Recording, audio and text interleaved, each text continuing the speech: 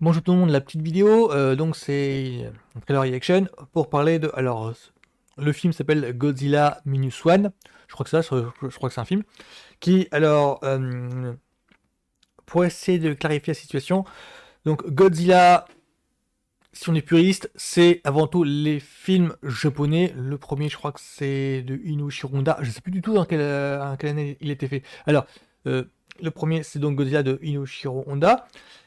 Et il a eu une palanquée de suites. Le film a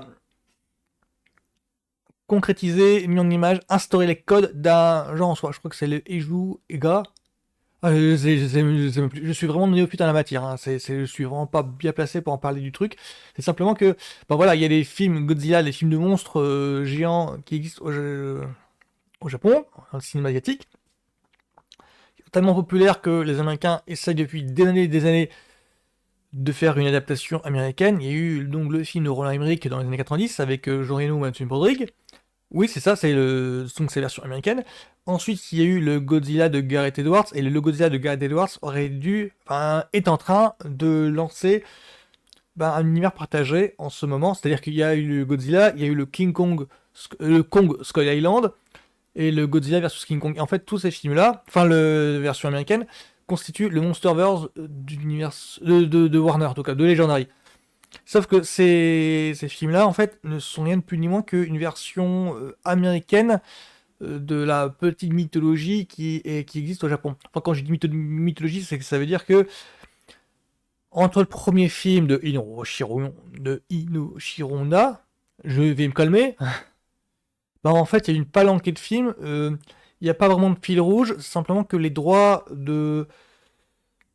du personnage, enfin de l'univers, ont été dispatchés sur plusieurs studios, et chaque studio, je crois que c'est ça, là je pense me gourer, ben, ont voulu implanter, en fait, ils ont lancé leur propre fil rouge. En grosso modo, il y a une sorte de R studio, tel truc, et il y a eu plusieurs studios à travers l'histoire. C'est vraiment brouillon, c'est vraiment compliqué, parce que aucun studio n'a respecté vraiment la mythologie de l'autre.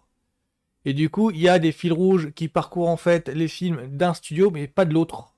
Ce qui fait qu'on parle de l'ère de l'ère d'un studio. Je crois que c'est l'ère Toho, par exemple. Enfin voilà, il y a des éléments en fait qui ont marqué le public, qui ont été pris en compte dans les suites et pas dans d'autres. Et du coup, c'est un gros bordel. Il n'y a pas vraiment d'univers partagé à ce niveau-là. Simplement que, bon bah voilà, il y a une sorte de mythologie qui s'est implantée dans la conscience collective, je veux dire, qui fait que le public a des attentes quand il va voir un film Godzilla. Voilà. Donc, bon, moi, je vais regarder le truc, sinon je m'embrouille trop.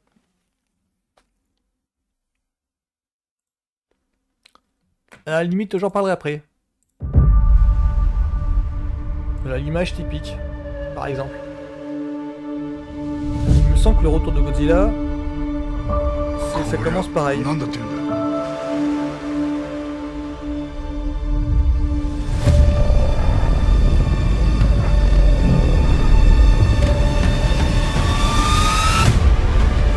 Décembre, d'accord.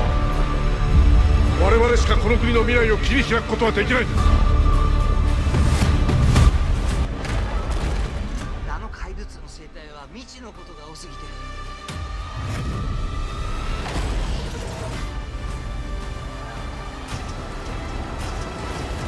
Oh, c'est typique ça, c'est typique la foule qui fuit le grand désastre.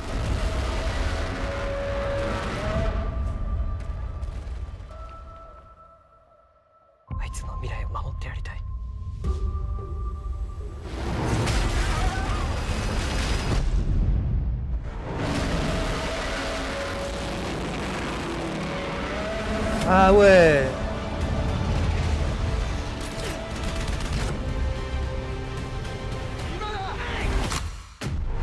Ils sont pas mal les effets spéciaux, ouais. Ouais, ça a de la gueule. C'est une grosse production, ça.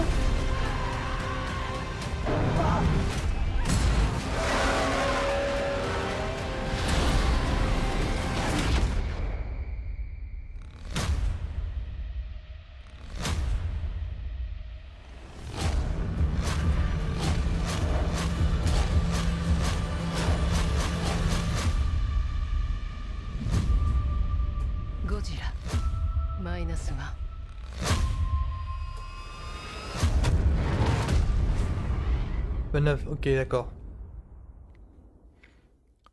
Ouais, c'est pas mal. Ouais, l'intérêt pour moi de faire cette trailer reaction, c'était pour essayer de montrer que, oula, c'était pour essayer de montrer que, voilà, il n'y a pas que les Américains qui réussissent à faire des grosses productions. Le Godzilla en est la preuve. Et là, ils réussissent à faire de grands spectacles.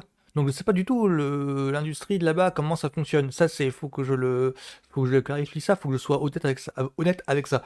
C'est simplement que, bon ben voilà, l'image c'est assez spectaculaire. Je ne connais aucun acteur asiatique. Moi j'ai décroché du cinéma asiatique, je crois que c'était au moment... Ah, ou la vache, oui, c'était quoi? C'était la rétrocession de Hong Kong, un truc dans ce style. C'était dans les années 90, ça. C'est que grosso modo, je crois qu'il y avait eu un truc avec ça. Ça donnait lieu à la fuite de talent. Enfin, c'est ce on appelait ça comme ça, du point de vue américain. Il me semble qu'il y a eu des jeunes Wu, des Tswark, des Ringo Lam, je crois, qui sont partis du cinéma de là-bas pour aller en Amérique et pour faire quelques films. Ça donnait lieu à du voilà, Van Damme qui fait du chasse à l'homme, Tsouar qui fait du Van Damme aussi, qui fait deux trois trucs avec lui. Donc voilà, ça donnait lieu à tout ça. Et le Godzilla Minus One là, ça me permet de voir un petit peu ce qui se passe de ce côté-là. Parce que là, sur le cinéma asiatique, je suis totalement paumé, faut que je l'avoue. Donc là, vous voyez un petit peu la preuve. Qu'est-ce que ça donne que je suis paumé? Et bah voilà, moi disons que ça me tente bien, ça fait longtemps que j'ai pas vu un Godzilla, bah, dans le sens où, alors je retombe sur mes pattes pour expliquer pourquoi j'ai parlé longuement de la version américaine et du Monsterverse de Legendary, de Warner, c'est parce qu'en fait, alors je crois que c'est comme ça que ça s'est goupillé. Les responsables de Legendary ont signé quelque chose, et il y a eu un accord en fait avec les mecs de Toho, enfin les mecs des responsables de Godzilla, pour qu'il y ait une pause dans les films Godzilla au Japon, enfin au niveau asiatique, pour que au niveau international, les deux mythologies ne se marchent pas sur les pieds l'un de l'autre. Or, j'ai l'impression que, bon, bah, c'est bon, le version Monsterverse de Warner, enfin de Legendary, a pris son essor pour de bon, parce que là, il y a une série sur les Monarchs Legacy of Monsters qui est en train qui va être lancée bientôt. Donc, du coup, je pense que ce qui se passe au Japon, c'est, bon, bah, voilà, on peut faire notre truc, on peut faire notre truc à nous, relancer Godzilla, parce qu'il y a un public qui aime ça. Enfin, du coup, il y a un public qui attend ça, d'un nouveau Godzilla version d'antan, quoi. Parce que là, il y a plusieurs éléments qui sont typiques du cinéma japonais. Enfin, typiques du cinéma d'antan. Et bah, moi, je suis à la ramasse sur ce cas-là, donc tout ce que je peux voir, c'est d'observer en tant que observateur extérieur.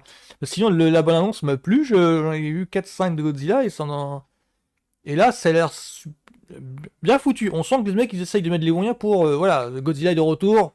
Il est là, il est in the place, dans la place.